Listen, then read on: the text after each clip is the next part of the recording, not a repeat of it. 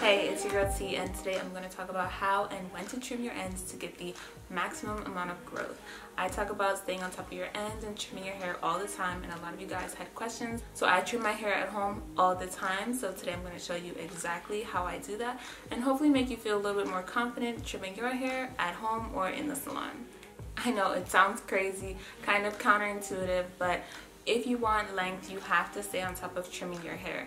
If you're growing hair out of your head, but your ends are splitting off just as fast as you're growing the hair, you're not going to get long length. So it's really, really important that you stay on top of your trims.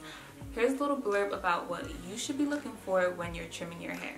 So I did want to show you guys what I mean by like what I'm cutting, what are split ends, what are frayed ends, because some people's hair doesn't necessarily split into like a split, and I'll put visuals for you guys to see exactly what I'm talking about. But sometimes people will have breakage before they even get to see the split end. So I know, what did I have in my hair? I think it was around when I was relaxed. I got a lot of breakage. I didn't really see split ends, but I got a lot of breakage. And so when you have breakage, you'll just see like this little tiny white ball, sort of. It's not really a ball, but it looks white on the end, and that's breakage. Look at the end of the strand of hair, and there's no split ends, but there's this tiny little white fleck. That's something that you definitely want to cut off if you see that you have that, because it's almost like a microscopic split end. So just make sure you cut that off too, and I'll try and find some really good photos of what I'm talking about, so that when you're cutting your hair, you know exactly what you need to be looking for and what you need to be removing, because we don't want any of that. So really, we're going to be looking for split ends, bulbs, single strand knots, finer textured hair, just anything that does not look healthy, even a different colored hair. Sometimes the ends of your hair will start to change a different color when the follicles on the outside start to wear off. Alright, so how often should I be trimming my hair? I definitely like to assess my hair at least once a month. And then I'll do a good trim every 3 to 6 months. But I really assess my hair after every style, after every treatment, and not the same day I put the style in, but like say a week out. So I know, alright, this style dried my hair out, wasn't really protective. Or this routine, this conditioner routine really wasn't helpful. My hair was still split at the end. So I know, alright, this worked out for me, or this does not work for my hair. I'm not going to do it again. And I know within that 1 week, rather than 1 month out, 3 months out, when my hair is already damaged and just splitting to goodness knows where. And of course, if you think about your hair like your skin, say you put on a bad lotion or you didn't put on any lotion, give it a few hours and you're gonna be kind of dry. You're gonna be might have some little flakes, a little bit of ashiness. So this is why we want to assess our hair when we put products in, when we do styles. Take a look at it, see how it's doing, because your hair will let you know how she felt about it. She will tell you. So you gotta be checking for her. Then for me in particularly, so I have a Gina Curl curly perm treatment done to my hair. I have a chemical treatment to make my curls this pattern. This is not my natural curl pattern. So with that, after I do my treatments, I like to trim my hair. Again, I do let my stylist trim my hair before my treatments so she can get me a nice even cut.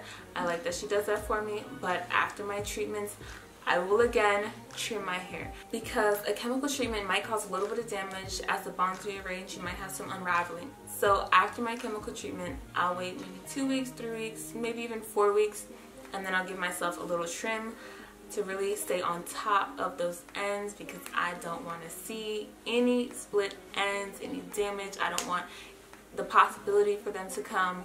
So I stay on top of it, proactive about the situation. Alright, so what do you need? Obviously you need a pair of scissors, but not just any scissors. You need really sharp shears. Cutting shears. These are meant for hair and they are very sharp. They can cut your fingers. They're like blades. You need these scissors because they're going to make a very sharp and neat cut. If you have dull scissors, when you go to cut your hair, it's going to splay your hair. So think of a rope or yarn. When you have really dull scissors and you're cutting at a rope or yarn, it causes these cuts and then the rope will fray. So you don't want to do that to your hair. You want extremely sharp scissors that it just snips it right through your hair. And then dull scissors will actually snip at your hair without cutting the hair off. So the scissors will snip the hair and now you'll have a damaged piece of hair with scratches on it. This is where you can get split ends and fraying from where the scissors scratch your hair without removing the hair from your head. So you want to make sure you're getting very, very sharp scissors. You don't want to scratch up your hair. You don't want to cause split ends with a dull pair of scissors because now you're losing the benefit of trimming your hair.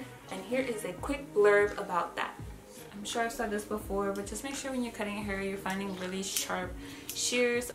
Beauty supply stores will definitely have shears for you to pick up, so try to stay away from like craft scissors and things like that. And then even the shears can go a little dull. If you know how to sharpen them or tighten them, cool. Otherwise, just grab another pair and you'll know when it's dull if you go to cut your hair and it's just not chopping right away with every snip, and you really don't want to have hair that's not chopping nicely and neatly because then you're just creating split ends. Next, you want to cut your hair when it's dry. It's really satisfying to watch wet hair get cut, but that leaves the potential for your hair to unravel when you're cutting. So if you're trying to get that length, you're trying to maintain your hair in good health and stay on top of your ends, it's really important that you cut your hair when it's dry so that you get less damage from your cut. Now, there's quite a few ways you can go about this trim. If you have really, really curly hair, it can be best to cut your hair as you're detangling. So when I had type 4 hair, I would typically go through, detangle, blow dry so the hair is stretched out, I can really see what I'm working with, and then trim. And I would go through each section, detangle, blow dry, trim. Next section, detangle, blow dry, and trim. Curly hair can be naturally very layered, so going through in these small sections can really help you target all of those layers and actually spot out some unhealthy areas. This can give you even more layers, but the good news is curly hair is very forgiving when it comes to layers and actually looks pretty good when you have a lot of layers. So this first method makes sure all the strands get a proper trim without taking off unnecessary length in healthy strands of hair until maybe you're ready to trim all your hair to one length. Another method similar to this, if you're not ready to let go of the length of your hair, is search and destroy or dusting. This method of trimming is not a long-term solution and you will eventually have to trim or cut your hair, but it will reduce already occurring breakage, especially if you're having a lot of breakage towards the mid-length or shaft of your hair. When I do this, I take a strand of hair, place it under my index finger, over my middle finger, and back under my ring finger, and then run the hair through my fingers looking for strands of hairs to pop up over my middle finger, and I'll cut these off. I always found this easiest to do in front of a white wall with a lot of lights on so I can really see the hair that I'm working with, otherwise it can be kind of hard to see what you're doing. It's also a little bit tricky with super duper curly hair, so I would do it after stretching your hair or if you just straightened your hair or even blow dried your hair. And we can take a look at me doing it here. But when I do a search and destroy, I get a very thin piece of hair, sometimes even thinner than that if I have time. Oh, I gotta sneeze. I guess not. I weave it between my fingers. So now it's in the hair, can you see that? And then I bend, so the hair is going and then pieces of hair are gonna stick up like that if they're like split ends or dead ends or shorter than the rest of the hair. I'm looking at the ends. If it's split, if there's a white ball at the bottom, I'm cutting it off. It can get kind of difficult on curly hair because our hair is curly. The hairs can lay on top of each other and hide those hairs that would have stuck up. Yep, so I don't actually do this method anymore, although I have done it a lot while growing out my hair. All my hair is now the same length, and any split ends that I do have are actually at the very tip bottom of my hair. So if you're finding that you're having flyaways like this at the ends of your hair only, it's better to just skip this method and just go ahead and give yourself a little quick trim at the bottom. Alright, so now we've trimmed our hair a few times, we've gotten in control those split ends, and our hair is looking healthy. But now we want a little more evenness in our hair. Curly hair can still look great with an uneven cut, but it's going to be a little bit harder to manage, especially if you're trying to grow your hair for length. When you trim your hair, it's going to take much longer, and if you're into straightening your hair, those different lengths are going to show. When you're growing your hair for length, it's better to opt for a blunt cut, or if you really want to showcase your gorgeous curls, maybe doing 1, 2, or 3 layers in your hair rather than a whole bunch of layers or unevenness. I currently have a blunt cut, super simple, very low maintenance. I can take care of my ends and I trim them super quick and easy when it's that time. The downside of a blunt cut is you usually need someone else to help you trim it to get that even across, and if your hair is quite long, you won't really get that afro look when your hair is out and curly. You've probably seen a blunt cut done in the salon or by family members, and for the most part they go around your hair and with the shears cut off the ends nice and even. It's kind of hard to get a really good, neat, even blunt cut by yourself, but once you've already gotten one, the good news is afterwards you can just do it yourself by letting your hair lay down and simply trimming along the line that it was already cut. And if you're on top of your trims, you should still be able to see where your hair was cut the last time, like that line, and then you can just cut right along there. But again, if you're not on top of your trims, the hair might start to get uneven. It'll be kind of hard to see where that line is, and you might need to go into the salon or call someone over to help you get that trim again. So stay on top of your trims. Stay on top of them. Don't go more than 6 months. So you might be wondering, alright, how much do I need to cut? First rule of thumb, super important, that you need to cut your hair above the damage. Here's the damage, you snip up here. Do not snip right here. Do not snip right below the damage. You need to cut your hair above the damage. You are doing yourself a disservice if you cut right on the damage or along the damage. Your hair is just going to keep splitting. The point of cutting your hair is so that you can have healthy hair that will not make split ends. If you cut at the damage, you will get another split end, and it will continue to split up and up your hair shaft. So you need to cut above the split end. I like to do about 1 centimeter, sometimes even 1/2 inch above the split end. How I cut is kind of pushing it, but you can really get away with 1 centimeter or 1/2 centimeter above the split end or frayed end. And the only time you could probably go a little bit closer is if you have a fairy knot that you're trying to cut out.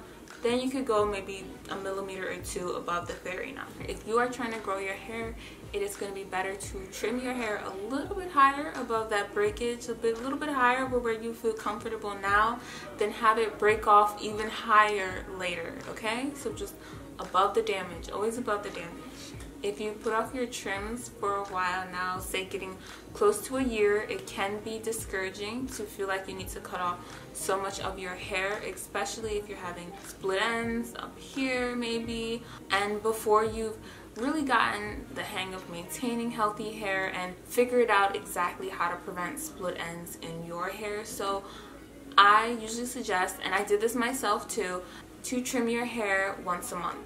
Tiny little trims every month for about 7 to 8 months, maybe even a year, will really get you comfortable and confident trimming your hair, and gradually take care of those damaged ends while you learn how to prevent any more damage.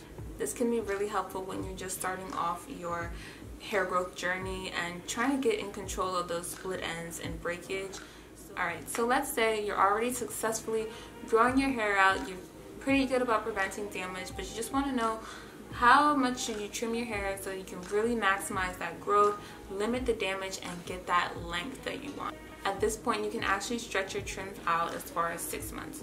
You definitely want to be checking in on your hair in between that time, seeing how your hair is doing with the products you're using or the styles you're doing. You want to make sure the products you're using are actually working for you. So you don't want to have not checked for 6 months and then potentially wasted about 3 inches of growth in that time. So definitely check in again every month or so, but you can stretch it about 3 to 6 months between your trims. It's really important that you're looking at your hair and trimming any frayed ends as soon as you see them. But if you want to keep it simple, I think a good rule to follow is trimming your hair about 1/4 or 1/2 inch every 3 to 4 months. This will make sure that you're trimming just enough that your ends are staying super duper healthy so your hair can grow nice and beautifully, but also make sure you're still retaining and growing out that length that you want. I hope this helps you feel more confident trimming your hair, whether it's at home or with your stylist, because trimming is an important part of staying on top of the health of your ends so that you can get the most amount of growth. Of course, links to my Instagram is down below. My jacket is H&M, necklace Van Cleef. My contacts are TTDI, code Lavish. My eyelashes are Moxie Lash, Magnetic Lashes Style, Money Lashes, discount code Lavish as well. Make sure you like, comment, and subscribe so we can keep getting into beauty tools, tips, and secrets to keep us all slayed, laid, and popping.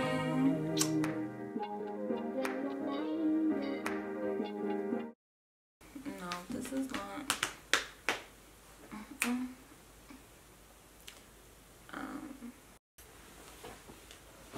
Oh my god. Just hack off the ends of your hair. This is not